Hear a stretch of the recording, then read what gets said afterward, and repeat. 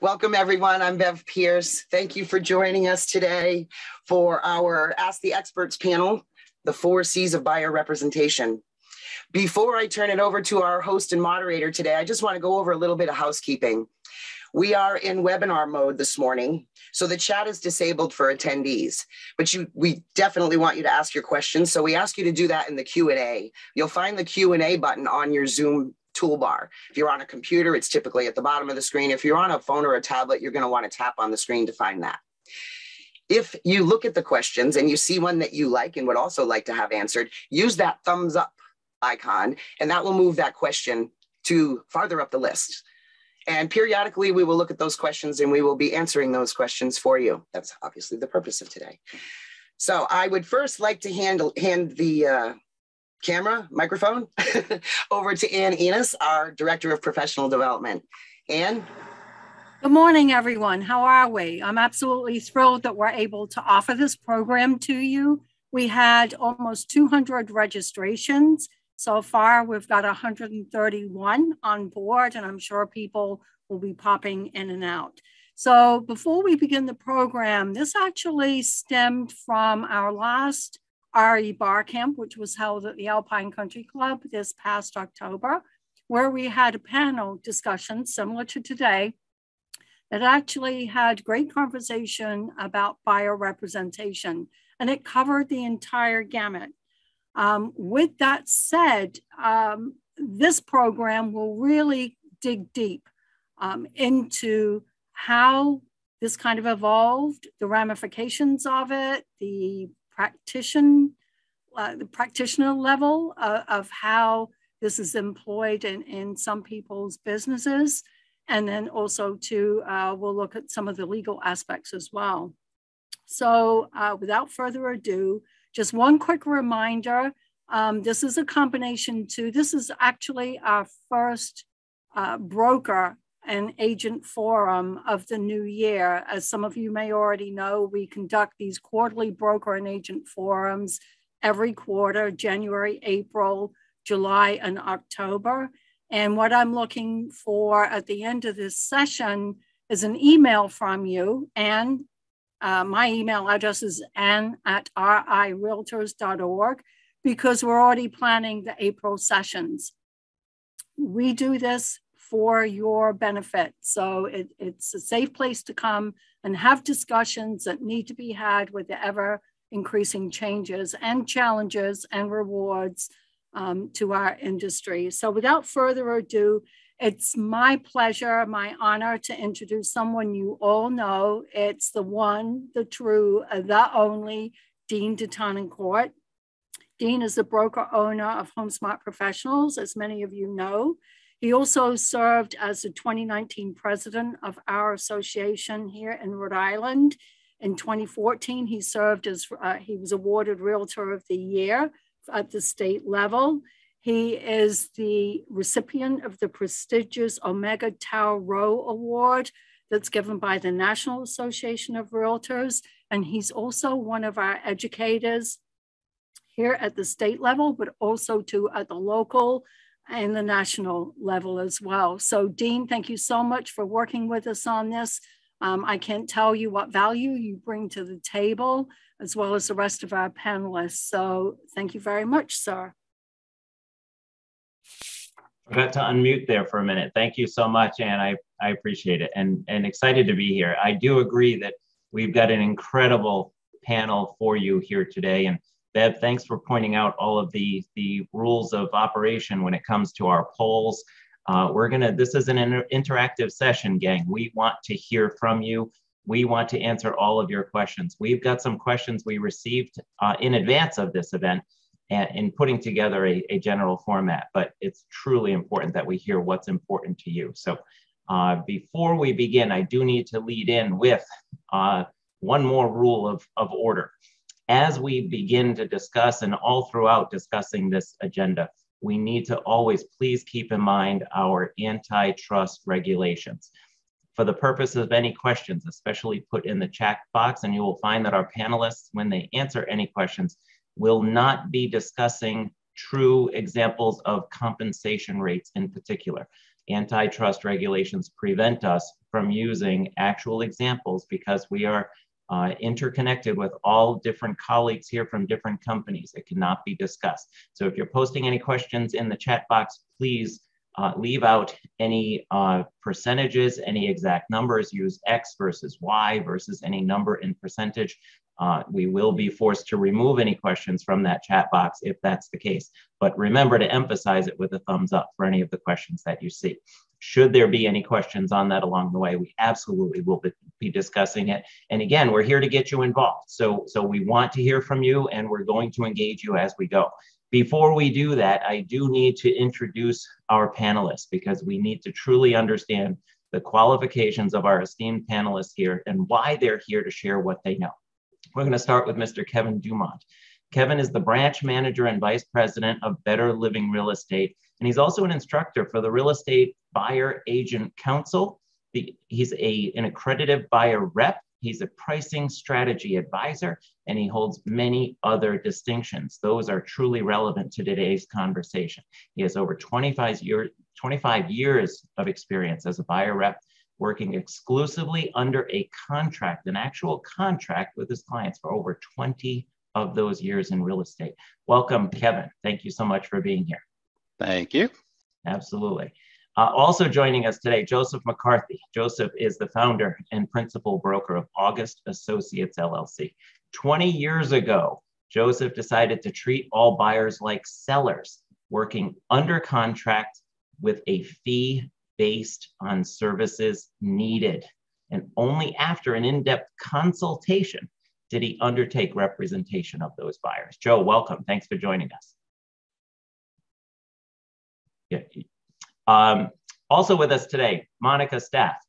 Monica Staff is General Counsel for the Rhode Island Association of Realtors and the Statewide Multiple Listing Service. She's worked with buyer's agents since the early 1990s, when we actually began wondering, why is it that the seller is the only one with representation? Why is it that buyers didn't even have representation?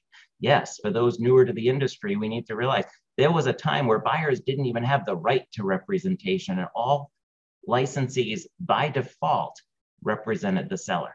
So Monica, thank you. Thanks for joining us. Good morning, Dean. Thank you. Thank you. Also joining us today, John Bro. John is the VP of the Statewide Multiple Listing Service and Member Services. In John's 36 years in this industry, he's worked for several organizations, most recently with MLS PIN in nearby Massachusetts. He's actively involved in NAR with the Council of MLSs, and he's also involved in the Real Estate Standards Organization, where he currently acts as their secretary. John, thanks for being here. Glad to be here. Thank you. Awesome. Great. So, so welcome everyone for being here. We appreciate all of you attending this session. Again, we're going to be looking for input from everyone. In an effort to begin our session properly today, we're actually going to ask John to speak a bit and talk about some of the MLS policy enhancements that will truly aid the direction of our conversation here today and ultimately lead us right down the path with all of the topics that need to be touched on today. So John, please, if you would, take us away. I will. Thank you. So there were several changes approved by NAR for the MLS rules. I'm just touching on three that are most relevant to our topic this morning.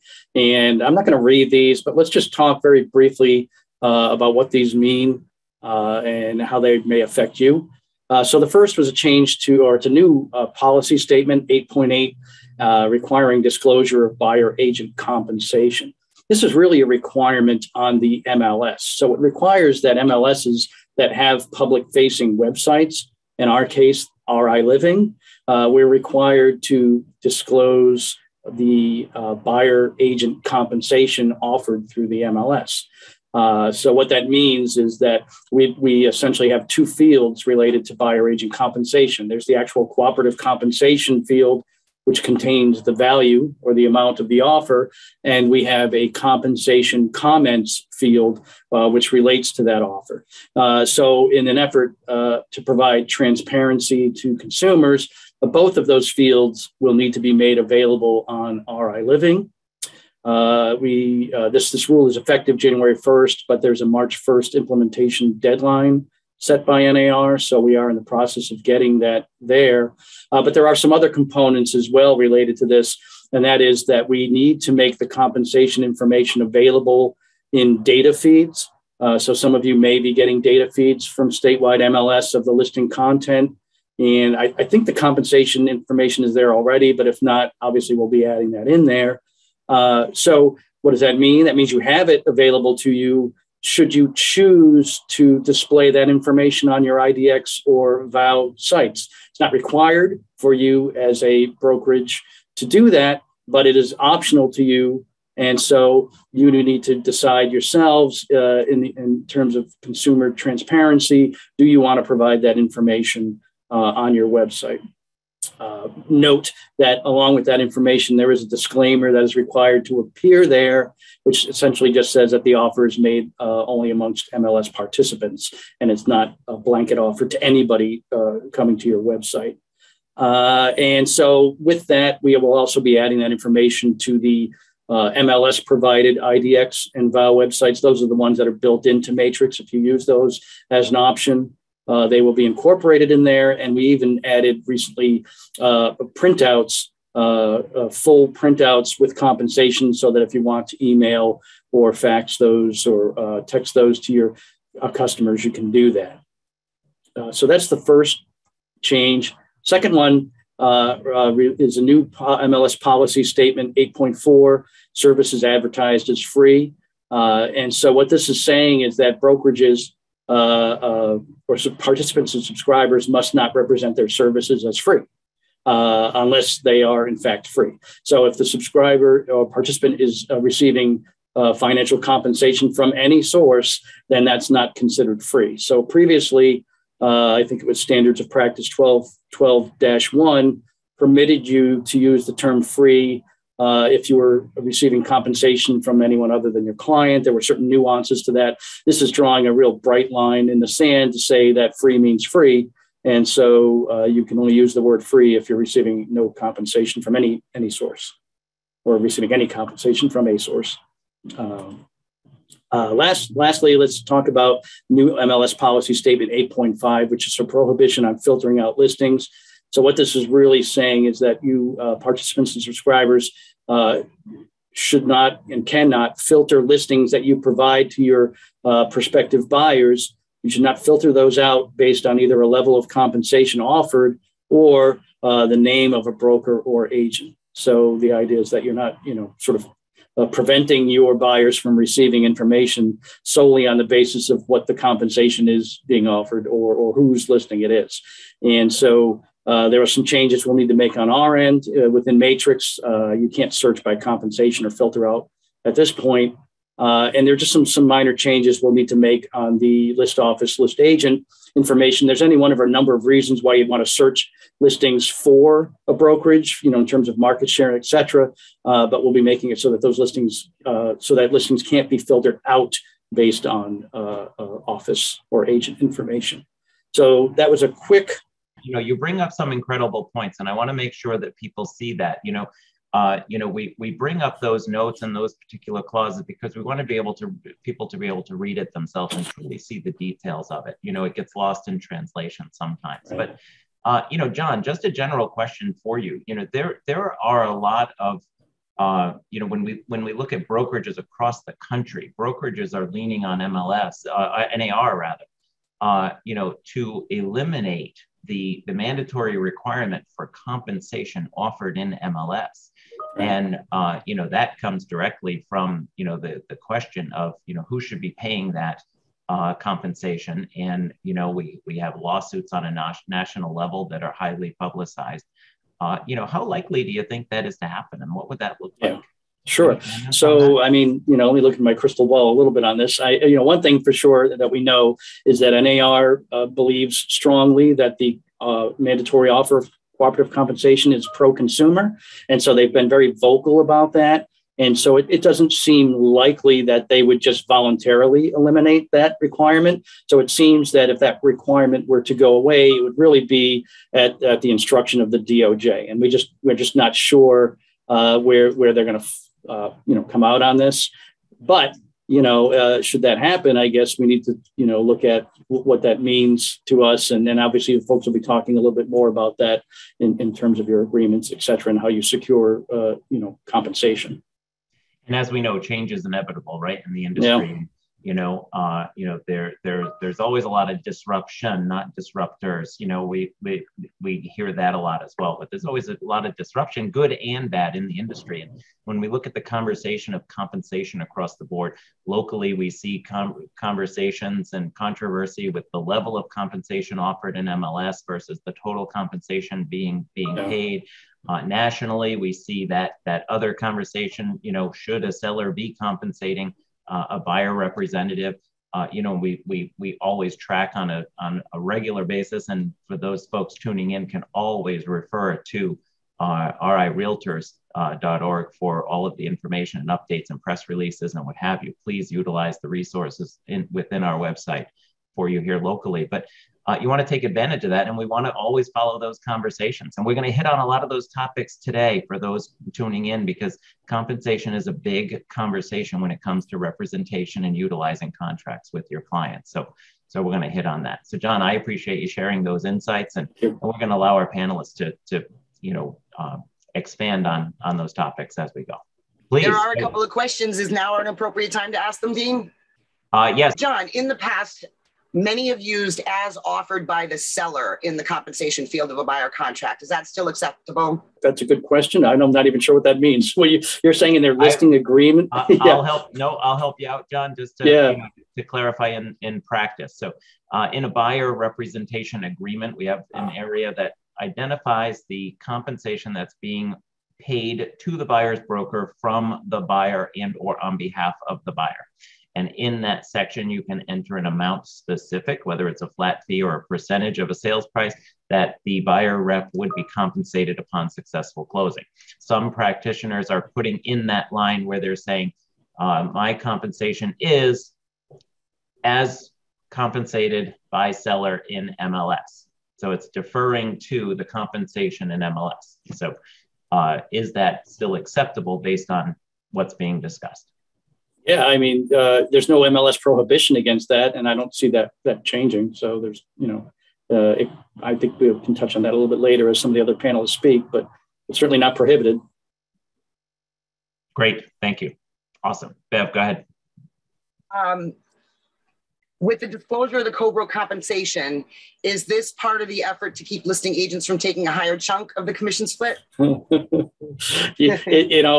a loaded question. I mean, it's it's all about consumer transparency is what NAR is telling us. It's about getting that information out to the consumer so they know the actual costs involved in the transaction. Anything between the lines, I'll let Dean speak to that. I don't, Yes, I'll help with that, John. Yes, please. To clarify, take you out of that hot seat. To clarify, please.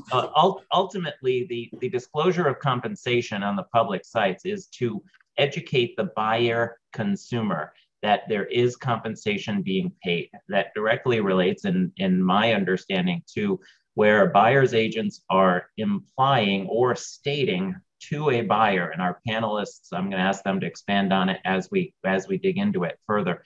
But we cannot imply that our services are free. We cannot state that our services are free, because if you're receiving compensation, regardless of from whom it's received, it is not free. Now, it may be no cost to the buyer, but it's not free because you're getting paid. So that compensation, I believe, comes about, especially in that area, and it focuses there, that it's important that the consumer knows that you as a buyer rep are being compensated, even if it doesn't cost the buyer anything. Does that make sense?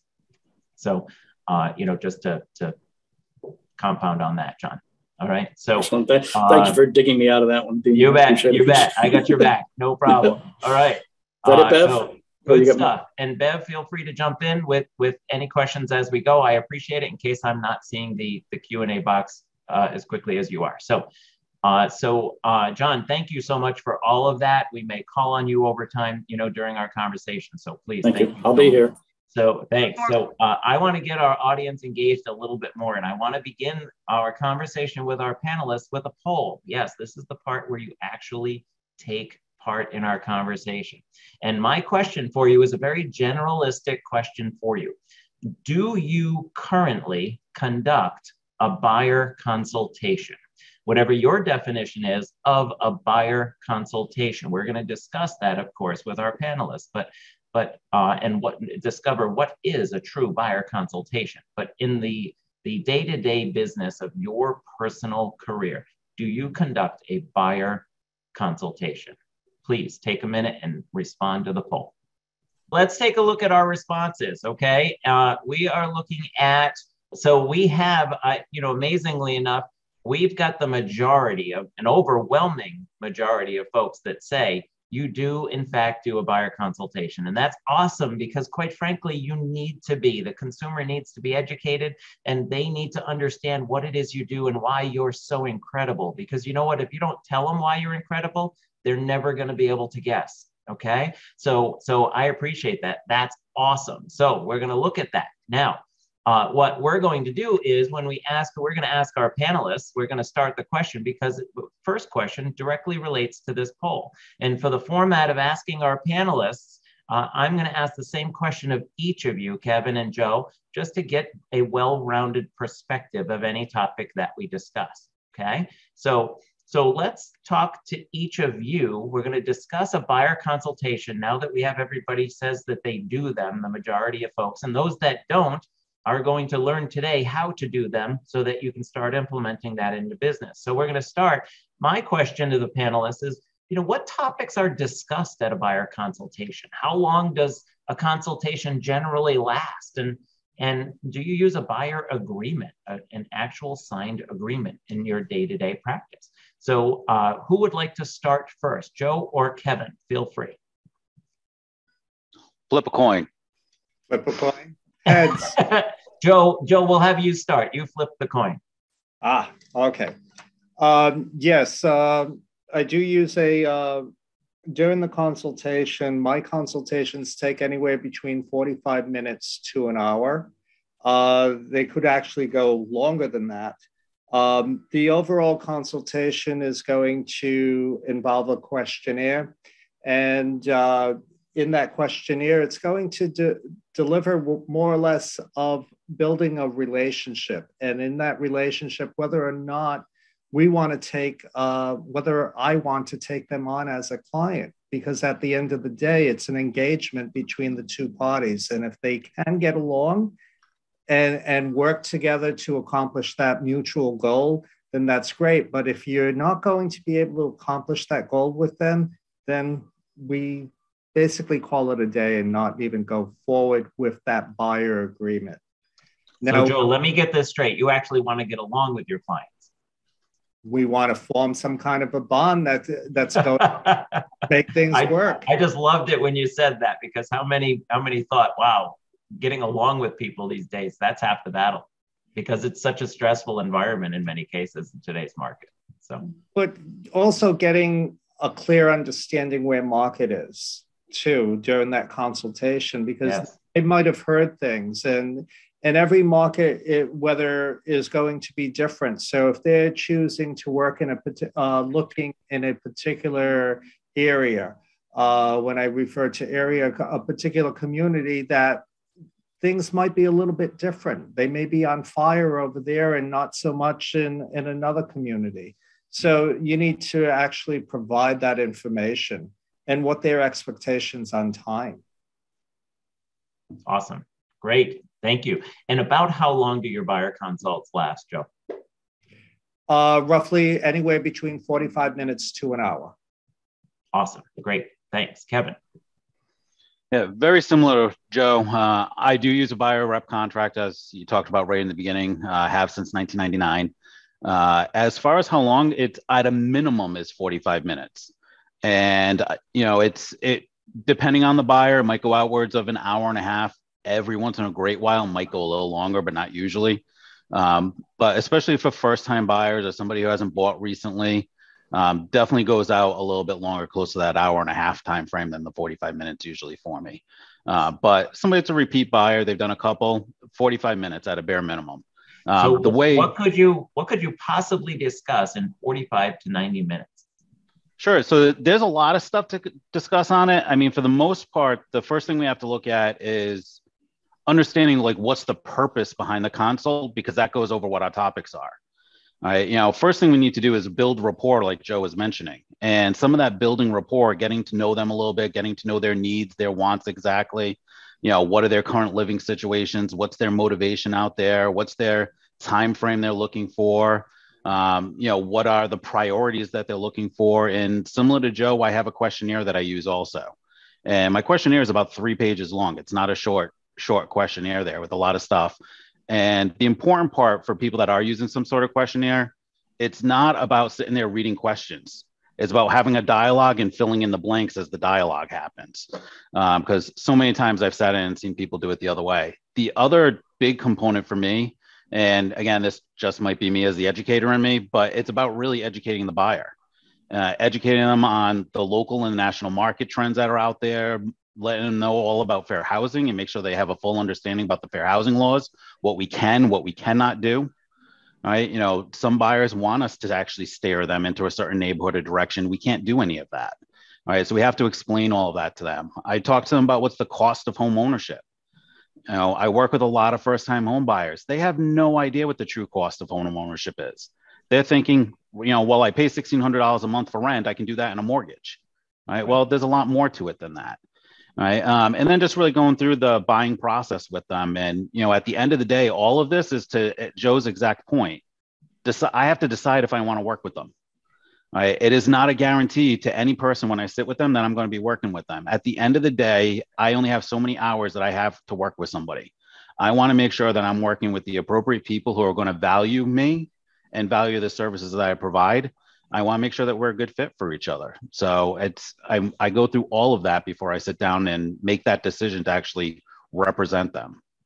You hit on an awesome point there, Kev.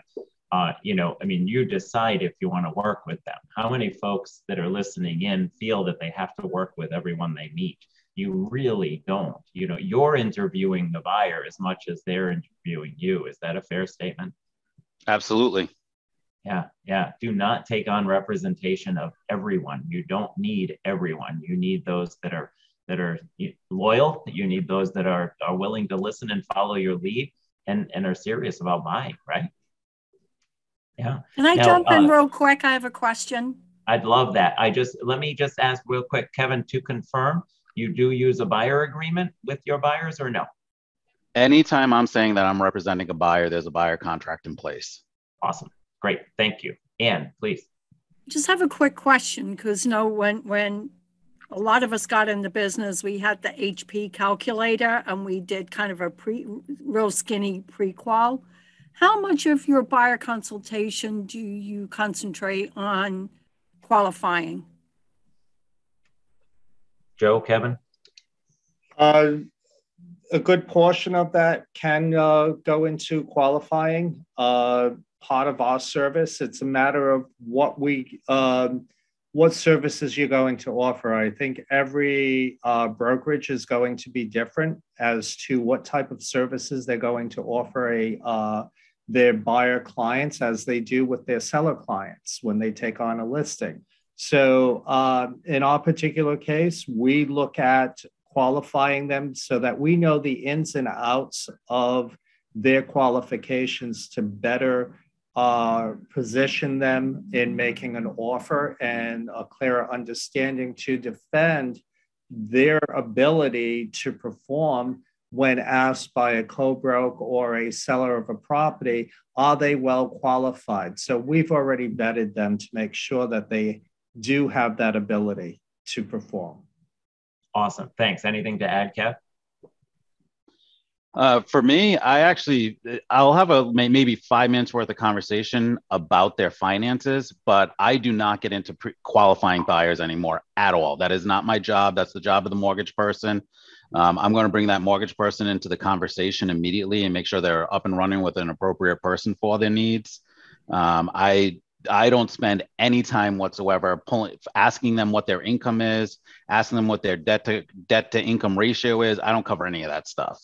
Okay. I talk to them about it in generic terms, but I do not talk to them about it like their specifics. Let them deal with that with the professional. Right. And to your point, I mean, it can't be all things to all people, right? So ultimately, but have a sense of what they're doing, what their financing is, what programs they're looking at. But yes, leave that to the professional. We do have a couple of questions that came into the chat. So, Bev, I'll read them as I see them. So thank you. So one of the questions that came in, that your questionnaire that you mentioned, Kevin, is that a document that should be reviewed to ensure there's no steering or no discriminatory questions? Or, what are the types of questions that are on your questionnaire? So I think that is definitely a good question. If you're using one that's been provided to you by somebody, is to always double check it to make sure there is no steering, make sure there's no discriminatory stuff. The one I use is actually from the Real Estate Buyer Agency Council. So if it's created by NAR, I've added a couple extra tweaks into it and stuff like that, but it's created by NAR itself. I know I'm not going to be in any fair housing issues at that point. Yeah, that's right. And one of the questions that may have answered one of the questions is, would you share your questionnaire? Is that available on nar.realtor? It is not on nar.realtor, but if you're an ABR member, you do have access to it on the ABR website, on the REBAC website. I can't share it because it is a copywritten thing for REBAC members. Got it. Okay. So if you know any ABRs, or this is a great chance with your CE credit timeframe coming about, with all the education that RIAR is offering, take a look at those ABR courses and take a look at that as well. Awesome. Great. And another question came in, what standard agreement are you using with your buyers? So when we say a buyer agreement where do you find it? Currently, we are using the Rhode Island Association of Realtors buyer agreement. Same thing. Any reason why to veer off of that? Awesome. Great. Thanks. And that is available in Transaction Desk right through the MLS system with all of the forms documents that is available for every member. So we have some commentary. I want to make sure I read through as a question/commentary to see if you have any input to share on it, guys. And someone said you should not work with clients who you have not established specific ground rules, expectations, qualifications, wants, needs, financial abilities, and comfort levels. Also discuss communication, availability, and timeline to make a move. There is so much to cover in a buyer consultation: their wants, their needs, their motivation, but also if you are a good match for them, as Joe had mentioned. So not all realtors are the same. So I want to make sure that I reiterate that for the group. I think that was great sharing. Any comments to share on that from our panelists? It reiterated what you had both said. Someone else shared, after building rapport, I jump right into the P&S for my buyer consultations. It covers the majority of the questions they will have and teaches them the home buying process, going through that sales agreement. Then we talk about the buyer rep agreement, and I show compensation examples to show how their fee is typically subsidized by the listing agent, by the seller in most cases, to clarify the language, by the seller through the listing agent. Any thoughts on that?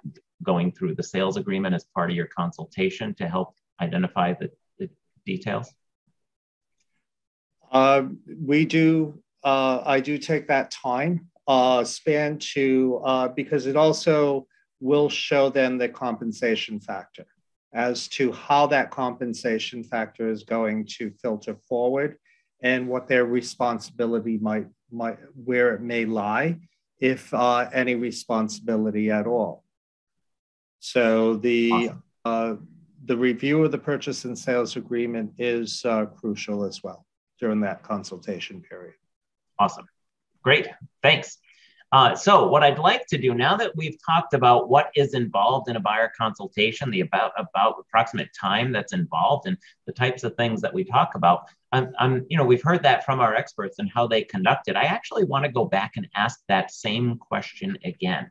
So based on that prior question, do you still feel that you conduct a true buyer consultation based on how you answered that question the first time? Grab a minute and answer that poll again.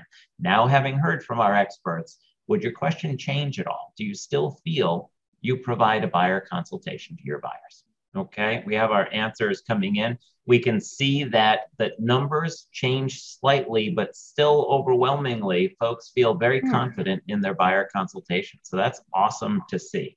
absolutely incredible. So there are some that are second guessing themselves now that we have some details. So you can see the percentages are changing, but still the majority, feel confident in their buyer consultation.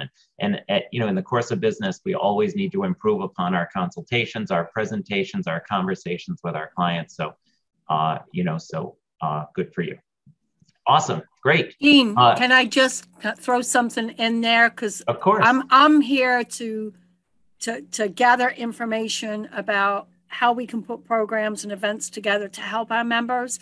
For those of you that said no, or even for those that said yes, I'm more than happy to construct a workshop where we kind of get in the weeds with all the objections, all the conversations, all the forms. We have CE courses, I know, but this would have a little bit of a different structure where you would actually kind of be in the seat of being with a buyer. We'll do kind of, scenario, role play, whatever it is. If you're interested in that, email me, ann@rirealtors.org, and then I'll be happy to, look to these folks, these experts, to kind of construct a workshop where you're actually going to live, eat, sleep, and breathe a buyer consultation. Okay, great. Thank you. You're always willing to create new topics, and we appreciate that, Ann. We did have a question come up. Is the form available in Spanish? Unfortunately, we do not create forms in Spanish on an association level, because if we did create forms in Spanish, we would need to create forms in every language. And ultimately, right now, all of the forms are only available in English. So we need to be careful because of interpretation of documents and what have you. I see Monica joined us. I welcome you. Yes. Sharing some light on that as well, Monica. Thanks, Dean. Yeah, I've got some breaking news on that. The RIRE Executive Committee, which is the leadership of our association, met on Tuesday because we have been getting demands for those type of forms. What they've asked representatives of several of our committees, Forms, Risk Management, and our Diversity, Equity, Inclusion Committee to get together and research some ideas from other states. What we're finding so far is that other states such as Texas and California don't actually translate the forms. What they do instead is have kind of explanations about some of the forms. So we're going to go through and identify some of the key forms. So watch for that later on this spring. And I don't believe we're going to have a line-by-line translation of the forms, but this is certainly one of the ones we'll have an explanation for. Awesome. Great. That is breaking news. That's awesome. You heard it here first. Absolutely incredible. Thanks. So I want to compound again, and we're going to do another poll. Okay. We're getting the thought processes going for you guys. The question is, when working with a buyer, what forms do you use? So in looking at our poll, what forms do you use? Do you use a mandatory relationship disclosure form? Do you use a buyer agreement or buyer contract? Do you use both, or do you use neither? Take a minute and answer that poll. We can see many are using the mandatory disclosure form. Many are using both. Some are using a buyer agreement. I love seeing how many people are not using buyer agreements, so you can learn why it's so critical to your business. And we had a few people that said none of the above. And I think that's going to be really interesting to get into as we continue our conversation here today, because some folks are actually using neither document. So, so I'm excited to expand on that in our conversations. So I just want to watch our question. If I may, while we're just, feel free to answer the poll as we go, but in looking at those results, a question came in light of what John said earlier. When you broach the topic of compensation to the prospect, can you really say, no worries, most of the time the seller will be paying my company's commission. So no worries, Mr. Buyer. Is that dangerous? Either of you want to answer that? I would say that is a worry. No worry, meaning that you have no understanding that when you take on that buyer client as to what your value and what your compensation is going to be. So if it's at no worry, and let's face it, people, brokers are practicing on the premise of, I don't need to compensate you. I'm the catalyst here, not the buyer broker. So, or the buyer agent is not the catalyst. I am. So I'm going to do whatever I want in compensation for me, and I'm going to determine your value and your worth to the transaction. I don't know about you, but I do like to eat steak every now and then. So to have that understanding, when I take on a buyer, I understand if I'm putting in 100 hours, I'm being compensated for so many hours. If otherwise, what are you going to do? Not take them to a property because you do not like that compensation? Well, then you're really not doing your client the service that they should uphold to. You're not upholding to the service that you should be providing. And that's taking them to anything that fits in their criteria, no matter what that compensation dollar is. Awesome. Thank you. Kevin, anything to add?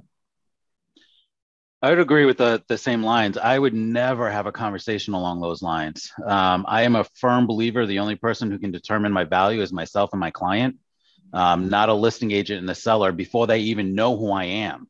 Like, they're doing it at the time they take the listing. They don't know who's walking in. And I got to tell you, I do a lot more for my clients than a lot of agents out there do.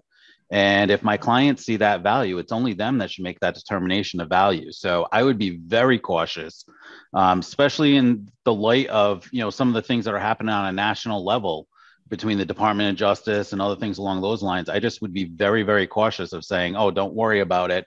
Most of the time it's going to be covered by the seller, because it may not be. Yes. No, and that is true. It may not be. That's the key point there. So, leading into a question that I have for you, like, what are the pros and cons of using a buyer agreement? We asked if people are using it. We talked about what we're consulting the buyer with and how we're educating the buyer, and many are using the mandatory relationship disclosure form to identify their relationship to and for that client, but why use a buyer agreement? Kevin, take that start. Yeah, I'll jump on that one first. And before we go into why use the buyer agreement, I want to just make it clear for everybody, because I know there was some mix in the poll, is Rhode Island law requires us to use the mandatory real estate relationship disclosure form. Even if you're using a contract, you still have to use the disclosure form. So that is always a mandatory. That should have been 100% that said yes to that. So whether that's a buyer or a seller, if you're representing somebody, even if you're not representing them and you're just a transaction facilitator for them, you still have to have gone through that agency disclosure with them, right, at a very bare minimum. And I appreciate you clarifying that, Kevin. And for the purpose of making sure that we close the loop on that topic, what if a buyer just refuses to sign it? Like, yeah, we should be discussing it with them, but what if they don't want to sign it? Right. If they refuse to sign it, we have down on the bottom of them, there's a place for agents to initial and state the reason for the refusal. Now, the important part of that is you still need to fill in the top part that says who the consumer is that refused, because otherwise you have no idea. Right. So you want to have that done. But at that point, you are not a designated client rep. You're a transaction facilitator, period. Right. Because out the gate, we're transaction facilitators. We represent no one. Right. And I just wanted to close that loop, because some might be saying, I talked to them about the farm, but not everybody wants to sign it. So thank you for clarifying that. Right. So, and it's with the disclosure, it's just that it's us disclosing to them what our relationship is with them. It's not a contract. It's not, it's mandatory that we have to disclose. All right. But if we don't have that disclosure stating that we're a designated client rep, you are a transaction facilitator, plain and simple. Thank you. That's default of Rhode Island law. I don't know if Monica was jumping in on something on that or. Yeah, if I could add quickly, I almost changed my mind there, Kevin, about jumping in since you tackled part of it. But I get a lot of legal hotline calls from people who are confused when I ask if I get calls about procuring cause, which I'll talk a little bit more about later on after Joe and Kevin speak. But I get people who I'll ask people, do you use a buyer representation contract? And people think that the disclosure form or are confused about it. And they're completely two different things. As Kevin said, one is required by state law. One is a contract, just like the listing contract. So if you were signing a listing contract with someone, you'd still need a mandatory real estate relationship disclosure. So exact same thing on the buyer side. If it doesn't have, say, a contract or agreement on it, it's not, it's just a state required disclosure. Okay, Awesome. I'm fading away again. Thanks. Thank you. No, I appreciate that clarification. That's great. So, so going back to the question, so, why would you use a buyer agreement? Like, what are the pros and cons of using a buyer agreement? What's the general purpose of a buyer agreement? You consulted with them, you advised them, you told them what to expect, you signed a mandatory relationship disclosure form or filled it out because they refused to sign it. Why would you go to the next step and do a buyer agreement? Kevin.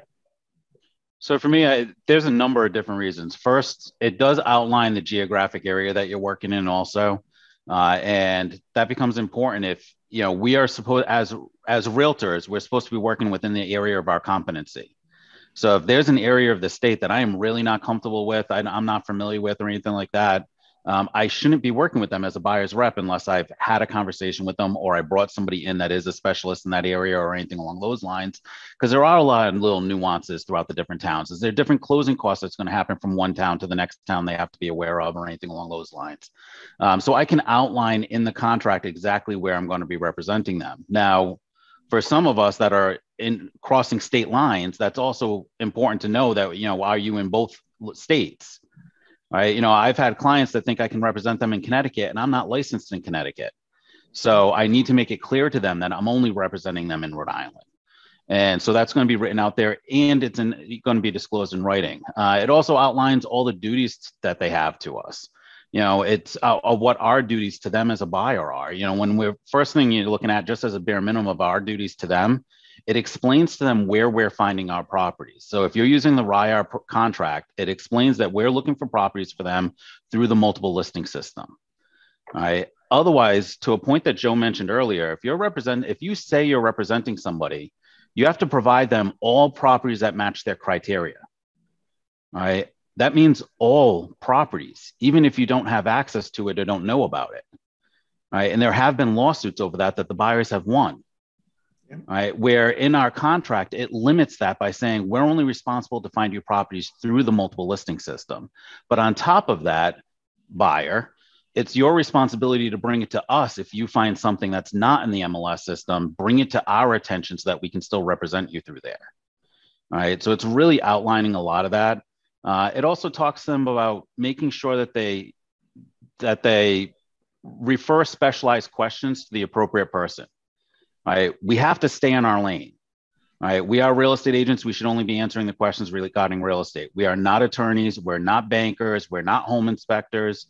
And I think a lot of agents forget to talk to their clients about that, but it's written right inside the contract. So if there ever is a question down the road legally, there's ever a lawsuit, you have coverage on that to say, I told you to ask these questions of the appropriate person, not of me.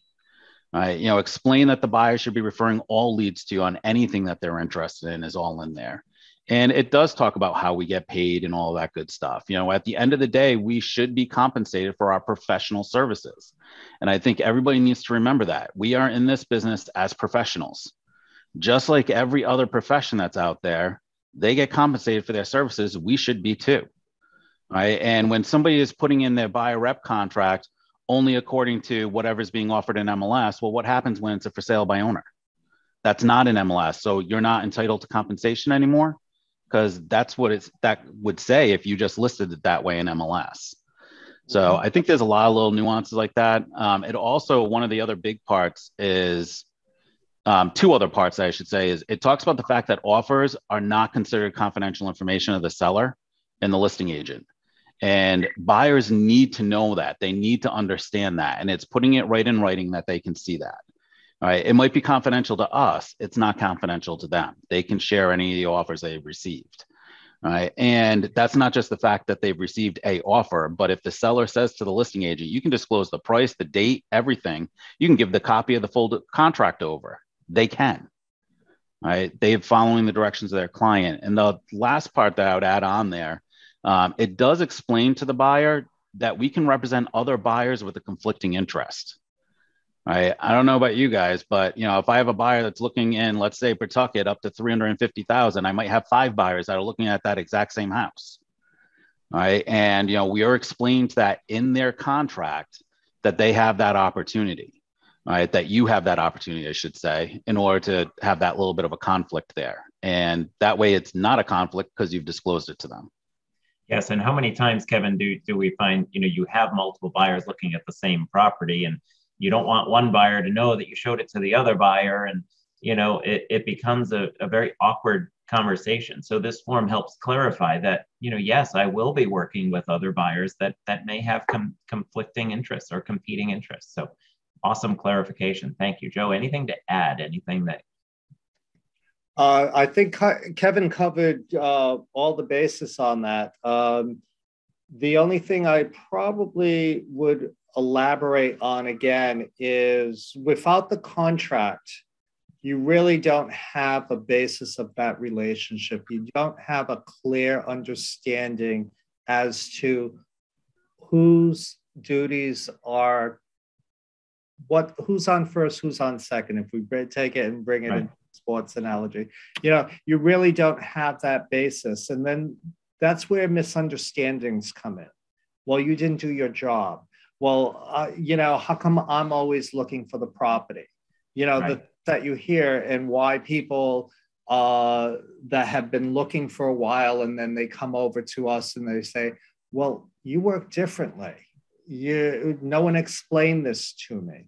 Well, there's your factors, people, that you need to look at it and say, hey, what am I in this for?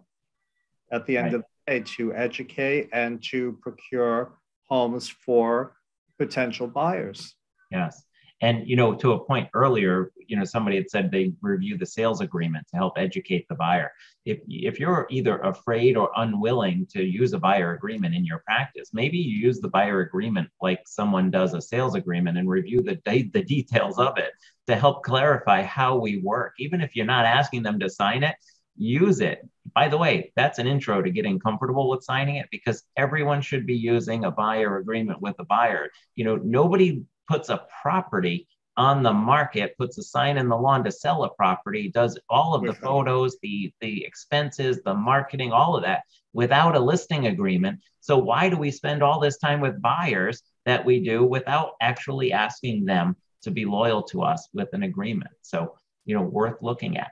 Last question I want to ask about that. We do have other questions. Kevin, you have something to add, please? I want to add on to that last comment you said too, is along with the responsibility of it, Rhode Island law doesn't make a distinction between buyers and sellers. It only makes a distinction between clients and customers. Great. So they should be treated the same way. Awesome. Whether, if you're not using a contract with, if you're only using a contract with one, it should be the same case with both. Thank you. Great. Thank you. And I do see that we have some questions, but I just want to round out that conversation with a couple of things. First of all, to clarify, and please feel free to expand as needed, guys, the compensation listed in that buyer agreement is the compensation that the buyer is assuring you of being paid, not the listing agent of any particular property that the buyer decides to buy, correct? That is correct.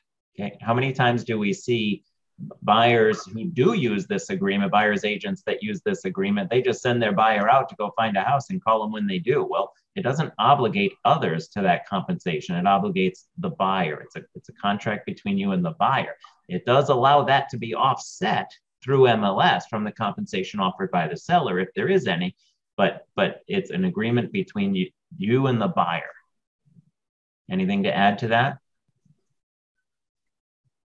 Okay, so then the question, what is there a guarantee that the listing licensee is going to pay you? Okay, based on the comment that I just said, it's a lead into this question. So you have a buyer agreement with a buyer. It says you're going to receive X percent or X amount of dollars, and they go off and they find a property without you, and you call the listing agent and say, hey, I have a buyer agreement. I need to get paid. Kevin? What was the first part of that question? Well, does that buyer agreement guarantee that you're going to get paid in a transaction other than from the buyer? Absolutely not. How do you distinguish that? Right. The contract, no matter what, however you look at it, whether you're using a contract or you're not using a contract, there is no guarantee of you being compensated by anybody. If you have a contract, you at least know that the buyer is going to make sure that you get paid. All right. And, we will talk a little bit about procuring cause and stuff like that after. But the listing brokerage doesn't have to pay you if you're not procuring cause of the transaction. Right. And there's a lot of steps that need to be kept in order to be confirmed as procuring cause. Right. At the end of the day, and it goes into, some of the other questions that came up on there, is the contract is how you're going to get paid. And it's really just explaining to that buyer that the process might be through the seller. It could be the fact that we're having it done as a closing cost to them through the purchase and sales agreements. Right. It's not necessarily that it's always coming directly from the seller themselves, or that it's always coming directly from the listing agent, or it's always coming directly from the buyer. It could be any combination. Right. And in multiple cases, at least for myself personally, it has been a combination. All right. I'm not getting it all from one person. Right. And that becomes a contract that's enforceable. Ultimately, if you're not procuring cause, or the buyer causes you not to be procuring cause because they found something without you, and you're not being compensated by the seller through the listing agent, and you have a buyer agreement with a buyer, then you have to collect those funds from the buyer. So that becomes, an issue between you and the buyer. Ultimately, when you build rapport and you gain that loyalty and you educate that buyer to ensure that they identify you as procuring cause in that sale of whatever house they find, that you will be compensated through MLS as procuring cause, which will either compensate or offset the compensation you have in the buyer agreement, just to sum that up. Okay. So we have a couple of questions to expand upon. So now we're talking about the buyers, and the buyer is obligated to pay you. How do you sell that to a first-time buyer who barely has enough money for a down payment and maybe closing costs, or they're rolling everything in, and you say, you're obligated to compensate me for my services? How do you sell that buyer agreement to that buyer who doesn't have the money to pay you? Who wants to start?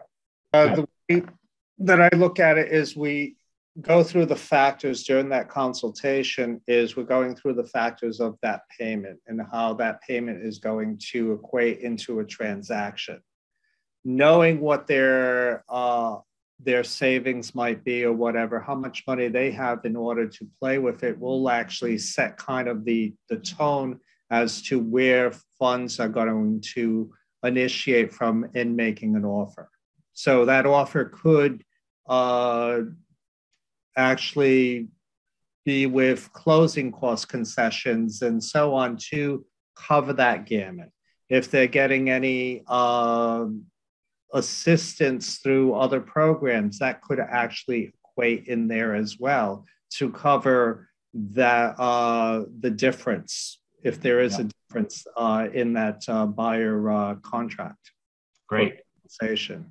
Thank you. Yeah, no, great point. Kevin, how would I consult with a buyer in that regard and have them feel comfortable moving forward with a buyer agreement if they know that there's a potential of them having to pay you at some point?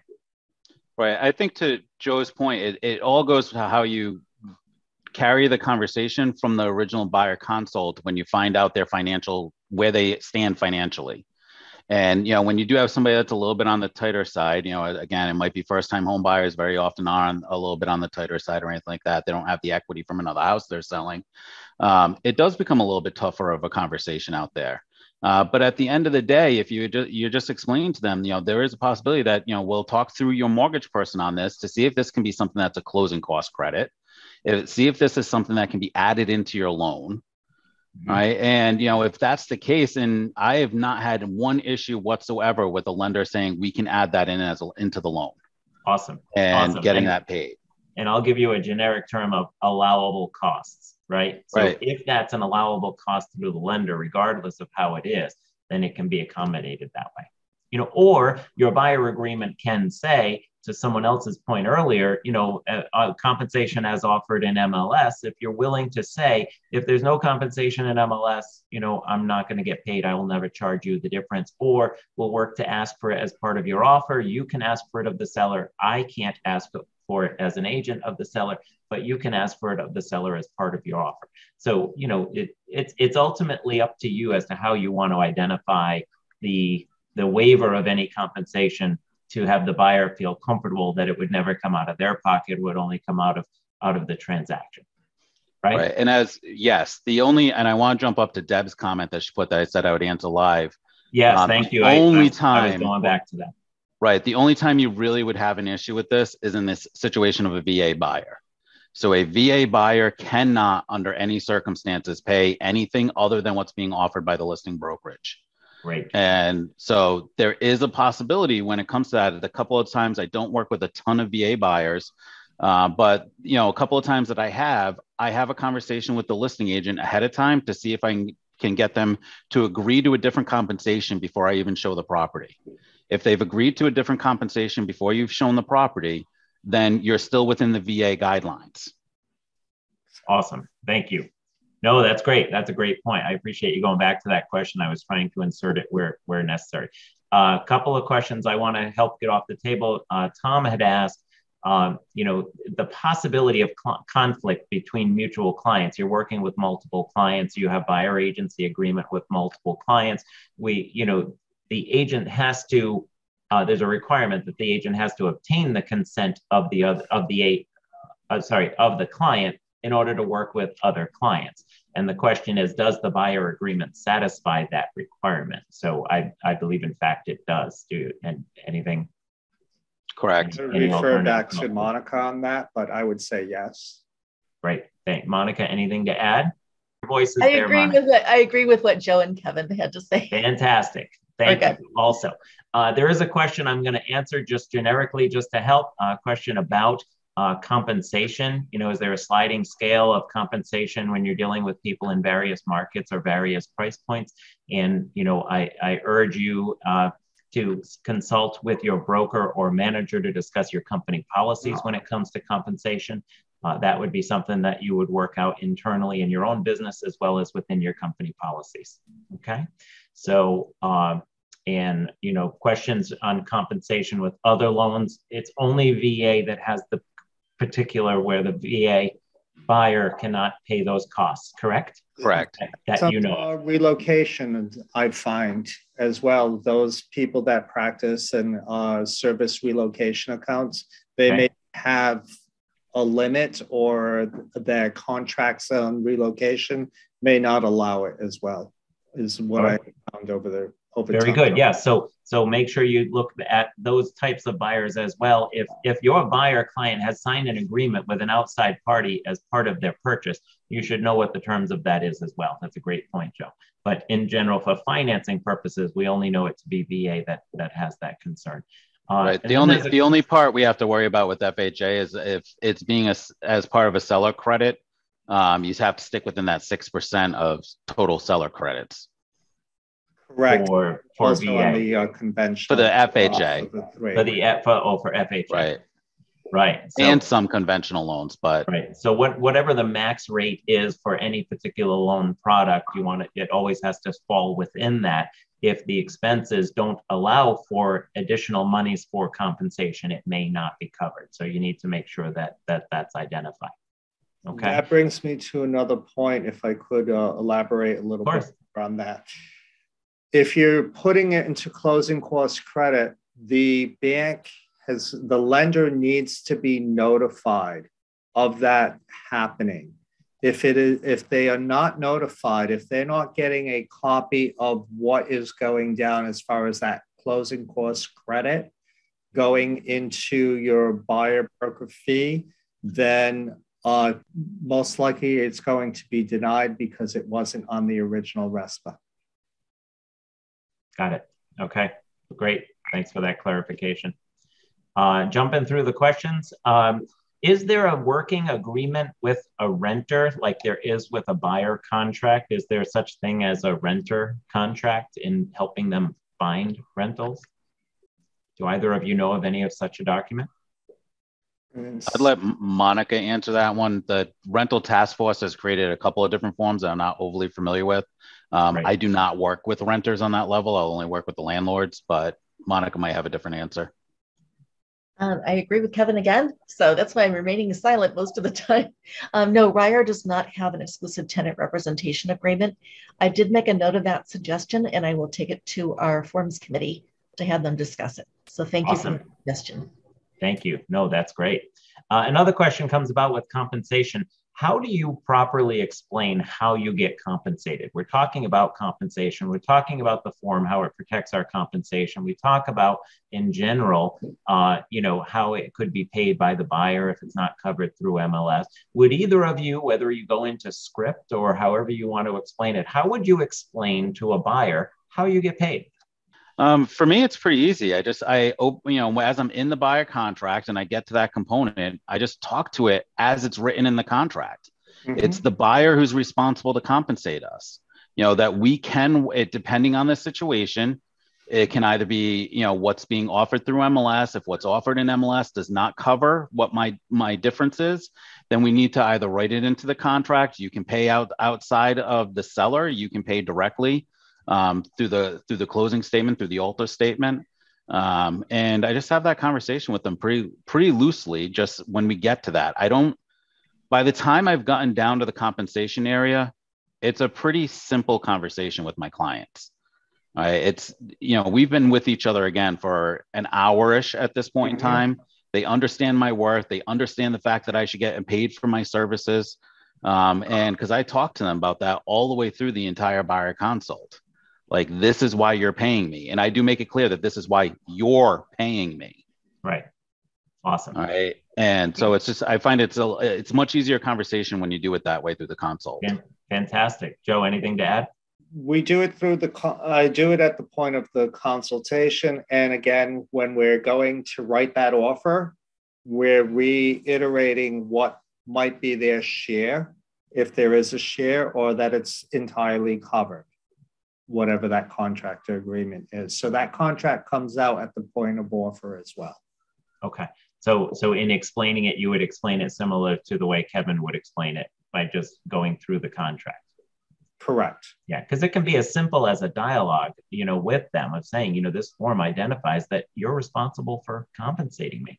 Either you can do that directly, or it may be paid through by the seller through the listing agent as part of the MLS offering, or included in your offer as additional compensation. But we can talk about that, Joe, to your point. We can talk about that, Mr. Buyer, when we get to the point of writing an offer, and I'll explain to you what the situation is at that time. So great, good stuff. Awesome. Monica, you jumping on? Yes, I would like to add something quickly. Please. You all heard, if everyone who was here in the beginning heard what John had to say about the MLS changes, also a code of ethics change. So bottom line is you can't advertise your services as free. So even though today we're hoping to convince you to try using a buyer representation agreement, but regardless of whether you do, you need to explain to the buyer how you're getting paid in the transaction. You can't just kind of mumble your way through it. And I know on the buy side, it's been an uncomfortable conversation for a lot of people, but you need to have that conversation no matter what, and not just kind of hope everything will work out or that the buyer figures it out at closing. So great. That's it. Other than that, listen to Kevin and Joe. They've got their act together. Thank you. That's great. So guys, let me ask you, there are agents out there that won't ask a buyer to sign a buyer agreement. Why do you feel a buyer is willing to sign a buyer agreement with you if they can go right down the street to an agent who wouldn't expect them to sign something, an actual contract? Other than how great you both are and everybody wants to work with you. The way I've interviewed buyers that have come in and had been working prior with other agents. I think if you're giving them the clarity, they're unhappy or they're not finding what they're looking for. By sitting them down and actually taking the time to initiate and go through the entire process, whether it's 45 minutes, an hour and a half, you're taking the initial time that maybe someone else did not take with them. And also explaining all the nuances of the contract, the compensation aspect of it. I used to have years ago people that I worked with that would say, that's easy because a lot of your clients, English is not their first language, so you get them to sign because that's the case. And I would say, get me in front of it where someone that is English is their first language, and I can actually get them I'll leave the room with a signed buyer agreement for a fee. And they would say, no, can't do that. And time again, did it over and over again. Yep. So people will sign if they believe in you and the value that you bring to the equation. It's the same for those that list properties. You sit there and you present and you put together a presentation for your seller client. So why not put a presentation together for a buyer and go through that and rehearse it and be comfortable with it? If you read the buyer brokerage agreement, you will understand it clearer and be able to explain it very simply. It's not rocket science at the end of the day, and you're covering yourself. You're covering and you're actually, nothing is left out unless you want it to be, but nothing is left out. So it's your own protection at the end of the day. And you're building their confidence, right? So they're going to be more confident with you because you took the time to explain to them what's going to happen. You're more professional. You've identified that. So awesome. Great. Good stuff. Can I jump in with a hot topic? We talked about the compensation. It came up as a question from an attendee. Additional compensation. So you have a buyer contract that you signed with the buyer, and you've obligated them to X percent for compensation. Well, the offering of compensation in MLS does not equal X. It's less than what you've agreed to with your buyer. So the buyer has to fund the difference of that. How do you handle that? And how do you advise a buyer client if for some reason they either need to pay the difference or negotiate it as part of the sale? What are the options for the buyer in ensuring the difference in that compensation based on their agreement up front? Kevin, we'll let you start this time. I think we answered a lot of that question already. Well, I think we talked generically. So how does the buyer handle that? And okay, let's expand on it, because where I was going to go on it is, in this world of multiple offers, a buyer comes in and says, hey, I would like for the seller to compensate the difference of Y for compensation to my buyer's agent as part of my offer. And it affects the seller net. How are you handling that with competing offers? And does that create a problem for your buyer's offer in a multiple offer situation? How do you guys handle that? Right. So I'd say for me, I don't have an issue with it with my clients. All right. That doesn't mean there isn't always an issue with the agent on the other end of the transaction. Yes. And so a lot of times it's really just having a conversation with them. And I give a very detailed email explaining the situation, how we're asking for more, all that type of stuff. I also use a separate commission relationship and commission disclosure with my contract when I'm submitting the offer over. That explains a lot of this to the seller. But I'll break it down to the agent, talking to them about what's most important to your seller, the sales price or the net in their pocket. And, and I'll actually do the math for them and show them what the net is with where my compensation is.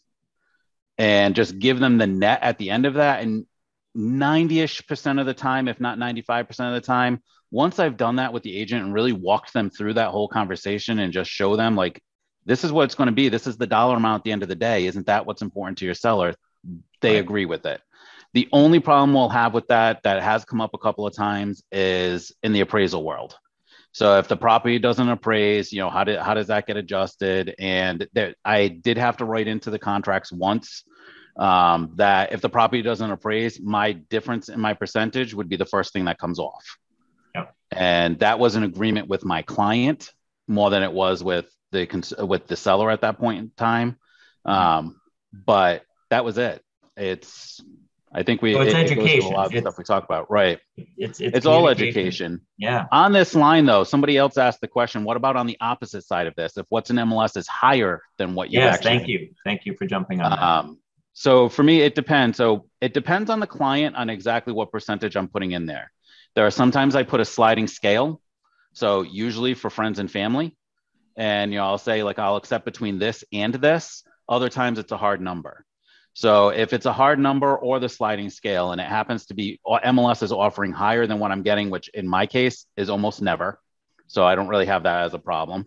But I use this as an explanation to my client, just like I'm expecting you to pay me today, that if it's being offered in MLS is less. On the flip side of that, if I'm getting offered more, I'm going to give you a rebate difference of what's being offered. because my compensation is written with you in the buyer rep contract, and I'll rebate the difference if something's coming in higher.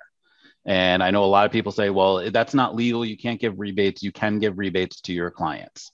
Yes. All right. We can't give kickbacks and referrals to each other, right? Other than referral fees, closing attorneys and stuff along those lines, but we can give a rebate back to our client.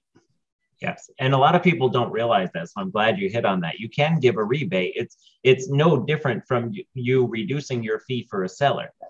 Reduction of a fee is a rebate, so with a buyer, it has to be calculated. It needs to be coordinated. And another question came in is, where is that disclosed? Is it on the CD, the ALTA, the HUD? Yes, any compensation you're receiving should be identified in the closing documents. And our code of ethics requires, when you're compensated by more than one party, it needs to be disclosed to all parties. So make sure that any compensation you're receiving is part of the closing statement.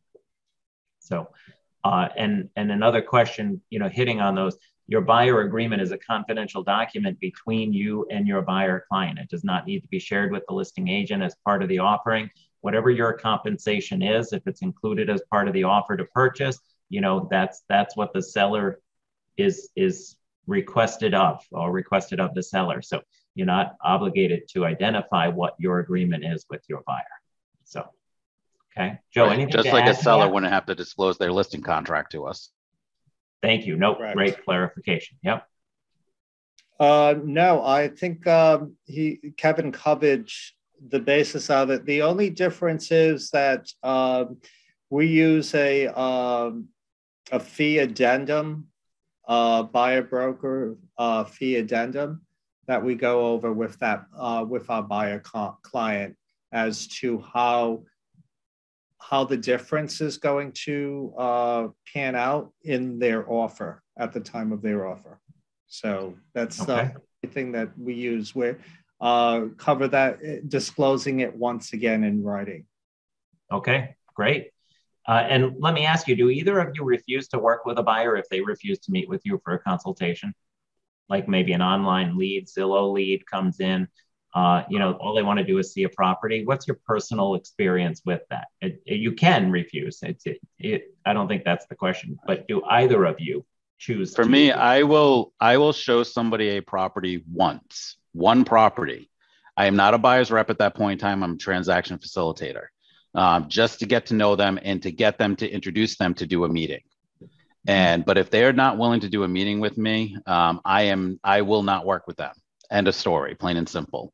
But to one of the questions on there from Andy, most of my buyer consults, 90+% of them are actually through Zoom or Google Meet or FaceTime, whatever I happen to be using that day with that client. Yeah. Almost all of them are done that way, as actually are my listing presentations. So I'll do a quick CMA, but my consults are almost always virtual, and they have been for years, even before COVID. Mm-hmm. So, but I'm very much an e-agent compared to where a lot of people are. No, and that's great. And, the pandemic changed the thought process of a lot of folks. And, there was a lot of in-person going on in the industry over many, many years. And, technology comes about, new ways of communicating. I mean, I remember the days I said I refused to text to a client. It needs to be more personal than that. Now I just why are you calling me? Text me, and same thing with Zoom and, what have you. It's easier to communicate when it's on somebody else's time, and for convenience for them, it can be just as effective virtually, because it's a consultation, it's a conversation, and you can do that through formats like Zoom and Google Meet. So that's great. And, someone here is also adding, it's always best safety first, know who you're going to meet. Just don't go out and meet just anyone. Question for you on compensation, because Monica, did you have something to add? Just when you have a sec, before we run out of time, I just want to jump in with a couple of quick things. Oh, very good. No, we're going to have you wrap us up. No worries. Yep. Thank you. So I want to make sure that we talk about compensation. There's a misunderstanding out there in the industry that compensation that's offered in MLS cannot be discussed or negotiated with the listing agent. So we have a buyer agreement, or we don't have a buyer agreement. There's a lot of talk in the industry. Okay, well, the offer in MLS is not fair, or it's not half, or it's not what I feel I'm worth, or whatever that situation may be. can you in fact discuss the compensation with that listing agent in advance of showing the property or making an offer or what have you? Or is that not allowed? Anyone want to clarify? Absolutely, you can have that conversation. Okay. Joe, you agree? I do. Yeah. Yep. Now, that doesn't mean the listing agent has to agree to anything different than other than what's in MLS, right? What's in MLS is the offering that is being made, and that's what you're agreeing to and showing the property. But you can, in fact, have the conversation. And should there be an alternate agreement between the parties, just put it in writing. We actually have a form for that, don't we? Right, we do. We cannot plug for the forms committee who works really hard. Right, we cannot interfere with the listing contract of between the seller and the listing agent. We cannot change that compensation that's being offered on that level, but that doesn't mean that compensation can't be changed before a showing or anything like that. Absolutely. Great. Thanks. Regardless of your agreement with your buyer. Awesome. Great. So we are watching our time here. We respect everyone's time. I think I don't understand. There's one question left, and I'm not sure what the addendum is. There's a question on, do you have a copy of the addendum? Oh, Joe, you had mentioned an addendum that you have with your buyers for your compensation. That's just truly identifying how they can handle that payment like we've discussed here, right? Correct. So it's identifying that. So, so rather than sharing that, I'm sure Ryar would be glad to help with some language that your office could use as an addendum for your firm. Monica, I'm sure your department would be glad to help with that. So. Monica, awesome question. So, and I see, yes, that was the question. So thank you for that, anonymous attendee. So, so this is great stuff. Even questions we had hoped to get to were brought up from our attendees, and I appreciate that. So Monica, I would love for you to, help us out with some closing thoughts. Thanks, Dean. Yeah, this is a great presentation. I'm learning some new things too, which shows you that it's been a good one. As to the point that Kevin, Joe, and Dean were just talking about, if you want to change the compensation that's being offered by the listing broker, ideally, if you can work it out in advance, great. In terms of using the purchase and sales agreement, I get this question a lot in the legal hotline. You cannot, under any circumstances, put in the purchase and sales agreement, this is subject to the listing broker paying a different amount than what's offered in MLS. So you can't say subject to Kevin Dumont paying me X amount instead of what he already offered. What you can do is in the purchase and sales agreement, make it subject to the seller paying the different amount. So that's one quick tip. And you all know where to find me at the Realtor Association if you have any follow-ups, because I'm rattling these off quickly. And that's a great clarification though, Monica, because this agreement is between the buyer and the seller. So the listing agent shouldn't be held to anything in the sales agreement because it has nothing to do with that. Exactly. And then also talk briefly about procuring cause before. Just wanted to let everyone know, sometimes I have seen in some arbitration hearings disputes over procuring cause. Someone will come in and say, well, I had a buyer representation contract. Well, as Kevin was saying before, that doesn't mean you're entitled to compensation from the listing broker. Depending on how you completed the contract, it might mean you're entitled to compensation from the buyer.